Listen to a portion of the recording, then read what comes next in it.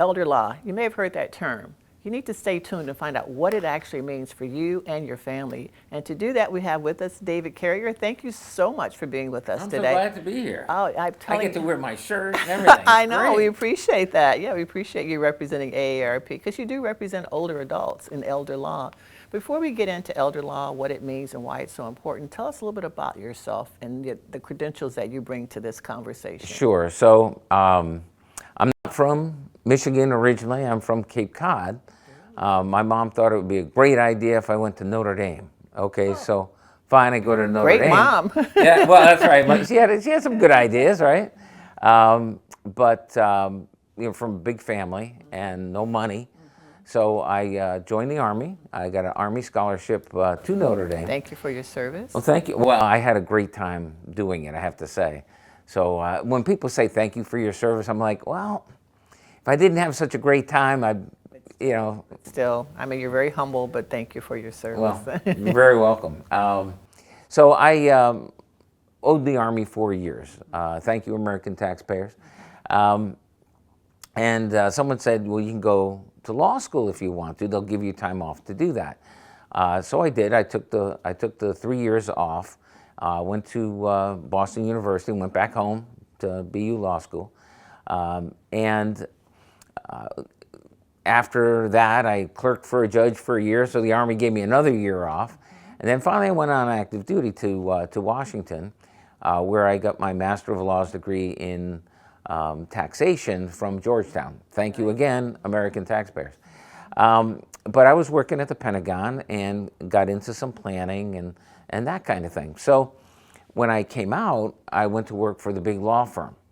And at the big law firm, I was doing some tax law and some litigation and this and that. And fortunately, they fired me after 2 years. And frankly, I would have fired me after 6 months because, well, I did fine at the Pentagon. I got my medals and all that. But working for a big law firm is a little bit different experience. Okay, you're a little separated. Right. And so with 3 kids, I had to figure out, and a farm, I had to figure out how to make it work. And I always enjoyed the estate planning part of it, and the practice just grew kind of naturally. It's been 34 years now that I've been really focused on the estate planning. I got into the elder law aspect of things, and elder law, let me tell you right now, elder law is a terrible name. Terrible name. Yes. We're stuck with it because that's what it is. But it's not a good name. It should be asset protection. It should be avoid nursing home poverty. Financial security. Financial security. Yeah, exactly right. Exactly right. And so often when you say elder law, people, I got to be elderly to do that. And it's not at all true. And it doesn't really tell you what it's about. You know, some people think it's more like, and I'm disabled or something. Well, no. Or that there's a different law for if you're older, a different law if you're... Right, yeah, right. Right. Well, sometimes I think the older I get, the more, and the older folks I deal with, it's more like common sense is elder law, right? I mean, you deal with some young people, and where's the common sense? And watch it now. Well, yeah, don't let your kids watch this, right? But I'll tell you what happened. I was doing estate planning, normal estate planning, and right away I found out that the trust-based estate planning that people were doing didn't work. Most of the time did not work because there was no follow-through. There was no follow-through to make sure, and if you have a trust, in that trust there's a letter that says, hey, don't forget to do these 23 more things. And nobody ever does the 23 more things. Now, I thought they did, right? When working at the big law firm, they say, clients will take care of this. About 6 months into my own practice, I realized nobody actually did that. So we started back then with the follow-through. But I'm into it about 3-4 years, and a client comes back, the wife. It was a husband-wife team, right?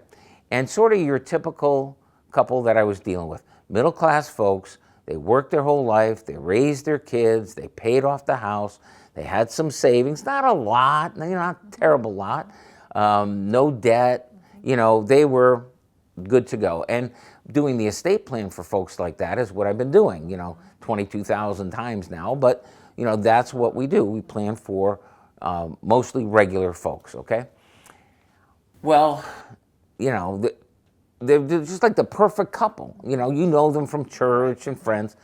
Well, 3-4 years later, she comes in with her oldest son, whose name happened to be David, okay? But that's just true. Anyway. My dad's name is David, by the way. Well, there you go. You So, see? yeah. Beloved of the Lord. Absolutely, We're everywhere. absolutely. That's right. So, well, she comes in looking like something the cat dragged in.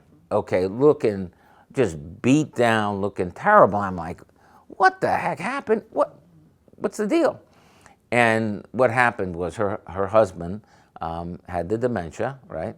And for the last few years, he had been in the state. It was the county hospital, but it was in the dementia, the long-term care unit. And well, first of all, she spent the money, and then she mortgaged the house, and then she mortgaged the house again, and then she started taking cash advances on the credit cards to pay for the mortgage on the house and to pay the long-term care facility. And after about 2 years, 2.5 years, it just all kind of seized up. She couldn't get any more cash. And it was like, I didn't know that was a problem. Nobody ever talked about it being a problem. Nobody ever said, oh, this is what happens here. It's total silence, radio silence on that. And I knew that, there is a program to pay for the long-term care. But I didn't know how it worked. I just figured this can't be the way it's supposed to work.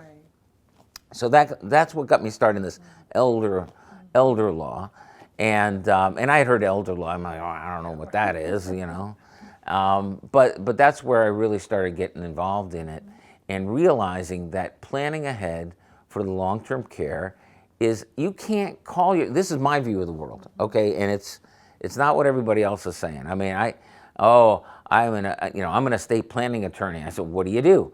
Oh, I do wills and trusts and powers of attorney and all this. I said, what about the whole long-term? Oh, no, I don't do that. Well, how in the world? Right. It's like I make cars, but I don't make seatbelts. Yeah, right. How do you do that? Yeah. Mm-hmm. So that's where I first realized that it was a big deal, and that was 30 years ago. Wow.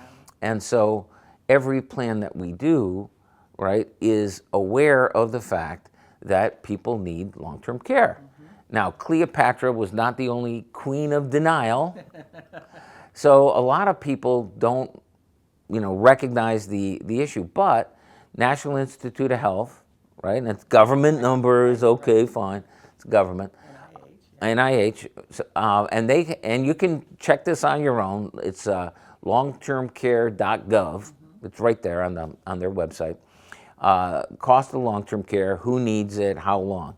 And when you're 65 years old, you have a 70% chance of at least average, I don't say at least, 70% chance of 3 years of skilled care, 20% of folks 5 years or more. Now, skilled care is not just nursing home care. Could be assisted living, could be help at home, that kind of thing. But for more and more people, and then as you get older, as you go from your 60s where the utilization's pretty low, 70s starts to get to be a real issue, 80s, 90s, and people are living that long. Right, absolutely. You know? 85 years old is the fastest growing age group in America. And people aren't planning to live to be 85 years old. They're not planning appropriately That's to correct. live to 85 years old. Right. So you talk about the ladder in terms of age. At what age should someone start planning for long-term care? Isn't it less expensive if they start earlier and then plan, like when they're 30, 40 even, or? Right, so back in the day, when I first started this, the long-term care insurance, that was not a bad thing. But what happened was they priced the long-term care insurance. This is why you hear, and I've seen, 100% increases in premiums, right? 20% increase, all that kind of stuff. And so an awful lot of the insurance companies that used to do long-term care insurance have pretty much given up individual policies. You might be able to get one as a group, in a group policy, right? But the long-term care insurance, we had high hopes for it, didn't pan out. So what should people do? I mean, name the 3 things that someone listening to this program, which is probably all of Michigan. Yes. What are the 3 or 4 things that they should do? So number one, recognize that it's a problem. All right, get yourself out of that denial and say, look, this is something that happens to almost everybody, and if you live long enough, it will happen. Okay, so let's number one, accept that reality. See, everybody wants to avoid probate. This is what they do when they come in, right? And I always, whenever I do a workshop, I show hands. Who wants to avoid probate? Who wants to save taxes? Who wants to get it to the kids, make it easy for the kids? There's always a joker who says, no, I don't want to. But pretty much, that's what people want to do with estate planning. But that's like, A, right? We do this thing, C, profits, but we forget about what's in the middle. Right. Yeah. You're needing care for you or your loved one or your Right. spouse. Yeah. And they don't plan for themselves. It's like being on an airplane. The seatbelt. With the oxygen oxygen mask. first. Exactly right. You got to put your own on, because if you're blue, you're not much help to anybody else. So, number one, recognize that it's an issue. Recognize that it will be an issue for you, and then we can take very effective steps, right up front, to plan for the long-term care. So, I'm a big fan for years now. Since 2006, when the federal government said, okay, see, up until 2006, when it came to the long-term care, every state had their own, here's what we're doing, all different. And then they brought it, federal government, George W. Bush, brought it all together and said, okay, here are the rules for all 50 states. So the good news is, if you do a plan for the long-term care in Michigan, well, we've got people in Florida who are using it. We've got people in Texas who are using it. We got people in California, God forbid, who are using it, right? So because it's based on the federal law, the plan that you do here is now... It's consistency yes, across the states. And because it's federal law, right, and they got very specific in the statute, which is unusual, now Congress would have to change it. So we went from a situation where the rules change a lot. They still change, but not as much as they used to. And it was Michigan specific or state specific. Now we've got something that works everywhere, and it's pretty hard to change. We can rely on it. And so for the last 18 years, we've been basing our plans on the law that was established then, and it works. And so what does long-term care look like? I mean, tell me exactly. You said people are planning for their children, they're planning to stay out of probate, they're planning. When I'm planning for myself, what does that look like? What does that mean? So, as you probably realize, everybody just can't wait to get to the nursing home, right? We're all like, oh boy, it's like Disney. It's like Disney World, right? Oh boy, I'm going to. So many other options, yeah. Right, and here's the thing: when we do the planning ahead, when we protect the assets, your life savings, your home, your cottage, your hunting property, your farm, whatever it is you own, and if you're 60 years old and you have a house, you should be doing this kind of work, okay? It's not that expensive. It's more expensive than wishing it away. Yeah, but what isn't, okay? But it's not crazy. And if you have, like I say, if you have a house, because a lot of people say, oh, the house is protected. Well, not really. And a lot of people will downsize or sell the house, and now you have unprotected cash, okay? So that's all built into this. So I say if you've got a house, then you should be, paid off house, or even if substantial equity in your house, you should be thinking about it in this way. The key is that nobody wants to go to nursing home, right? So one of my slogans for a long time has been avoid nursing home poverty, okay? Avoid nursing home poverty. And then people are like, well, I'm not going to go to a nursing home. And I say, well, here's the good news. Here's the good news, that the government, right? See, you get Social Security. You paid in, you get out. Medicare, you pay in, you get out. Medicaid, which is what pays for long-term care, You've been paying in for the last 40 or 50 years with your income taxes, right? But you don't get out. Right. They take all your stuff, right? Well, wait a second. Doesn't have to be that way. And it's not just, this is a real important point, it's not just nursing home. So we're very fortunate in Michigan that we have a very active, what we call PACE, Program of All-Inclusive Care for the Elderly. Huge fan of PACE. Because So are we. Oh, good, good. Well, because it does what everybody wants. Right. The whole idea behind PACE is it's 40 to 60% cheaper for you to stay in your house. Stay in your house. Right. Don't you want to stay in your house? Right. Sure. So let's stay in our house. It's a Medicaid program. You have to qualify for it just like you qualify for nursing home care. Right. But chances are you don't need a nursing home. Most people don't. What they need, and that's the point of this, remember we talked about skilled care. 70% of people need skilled care. That doesn't mean you need to be in a nursing home. What it means is you need some help. Right, exactly. And there are people who feel like they don't have a choice and they have to send their loved one to a nursing home or some facility or adult foster care facility or a direct care workers coming into your home. There are just other options to explore, and you need to have access, right, to all those options before you make a decision. Right, right. But don't be thinking, oh, it's nursing home or nothing. Right, exactly. Because that is, and when we first started doing, 30 years ago, we had PACE was in just a few counties, here and there. The map has really filled in. We support PACE all the time. So, budget, everything. For the hearings, the budget, we completely are big fans of PACE. So that's another option that people have. Right. So I'm the 65-year-old person or 60-year-old person at home, and I'm listening to you. What's the first thing I do?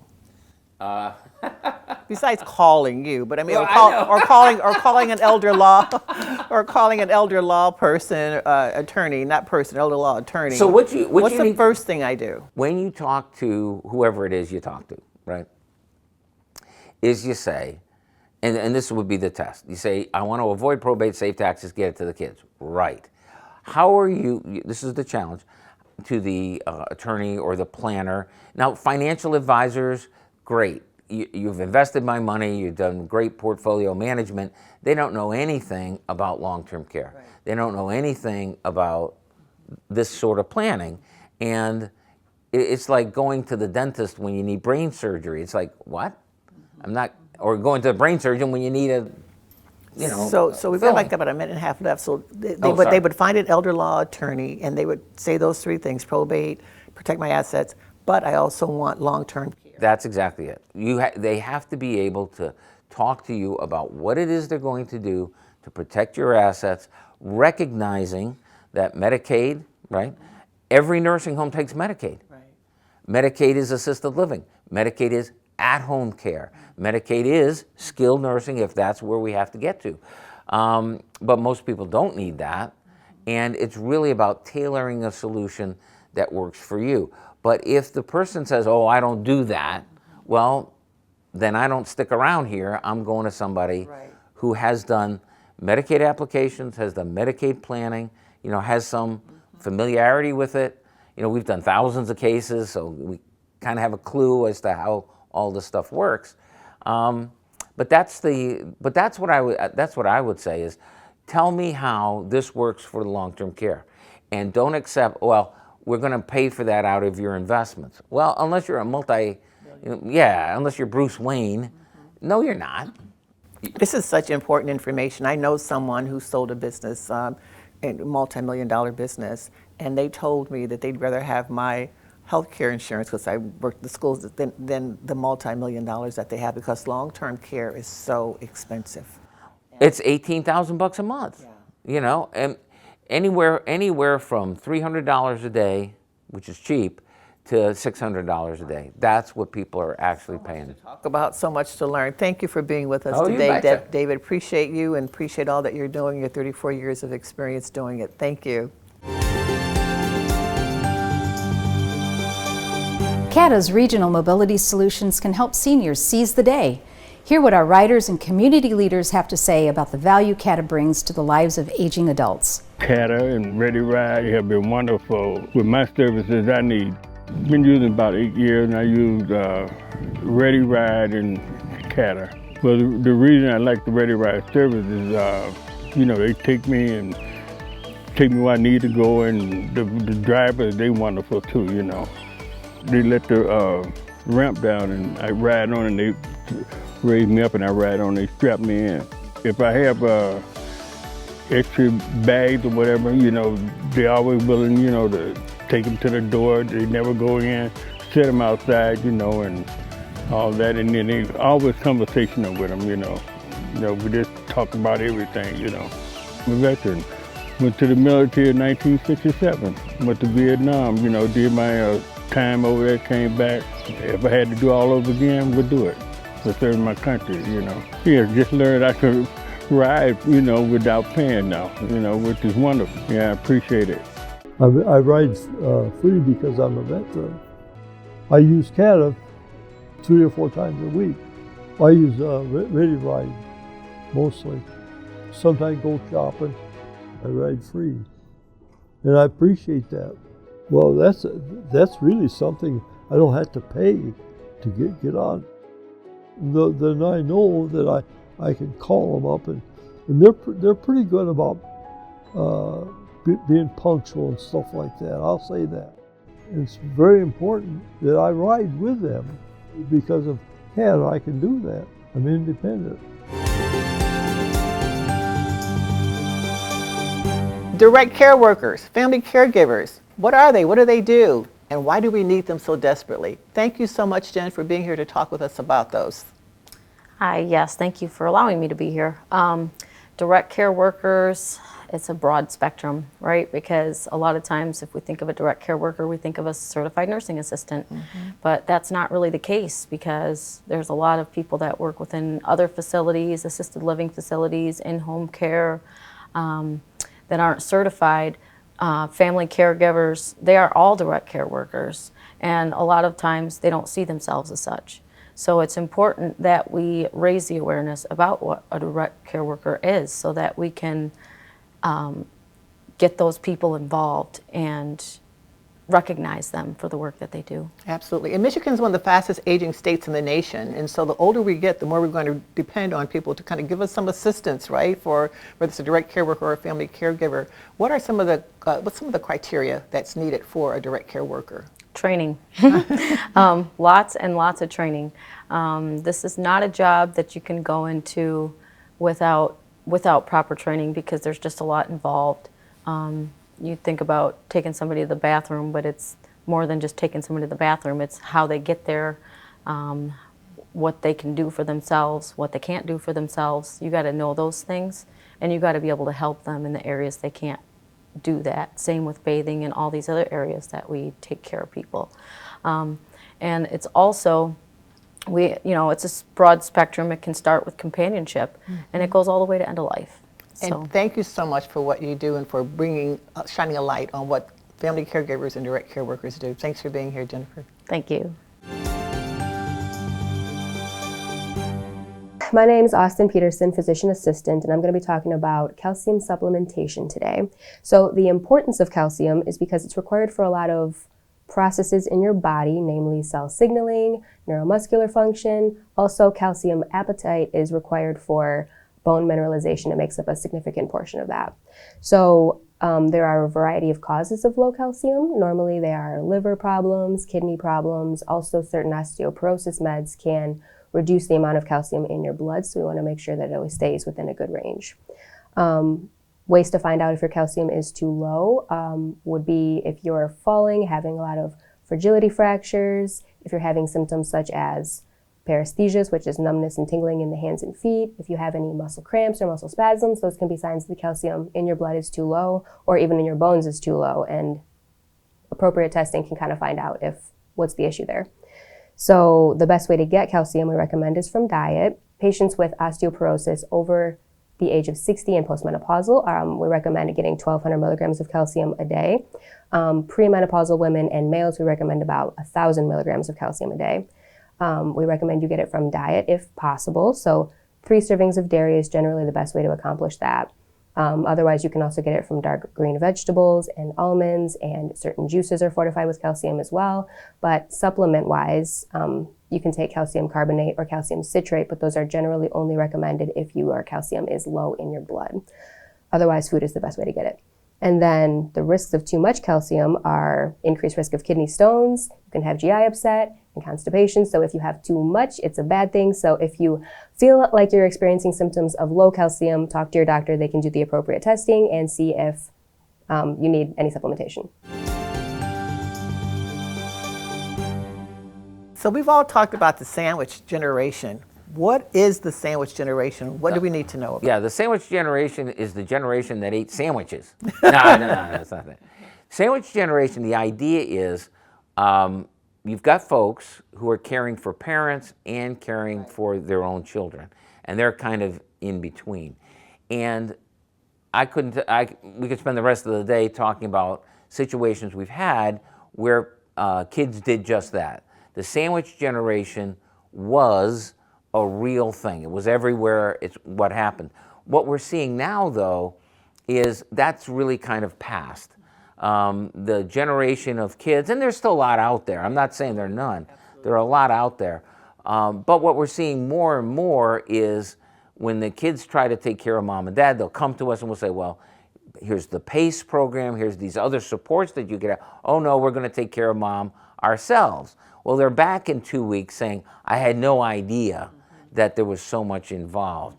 And so, for your own sake, you know, if you're counting on your kids to care for you, nowadays, I mean, back in the past, yeah, that was a real thing. Right. And you could get help from the church lady. Right. Well, the church lady needs long-term care herself now, and she's not being brought along.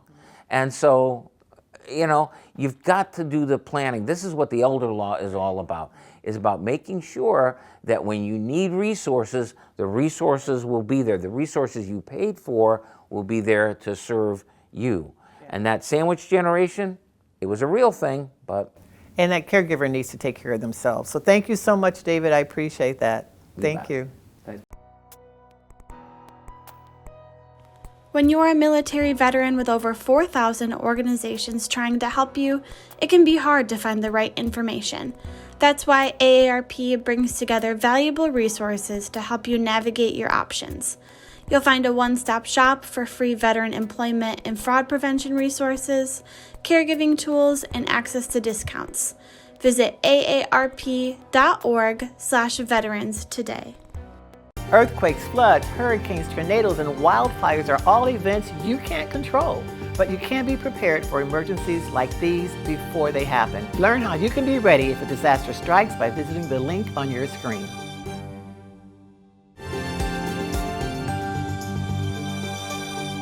Don't you just love being here in Michigan? And don't you just love AARP Real Possibilities? So much information and news that you can use. Thanks for watching Real Possibilities.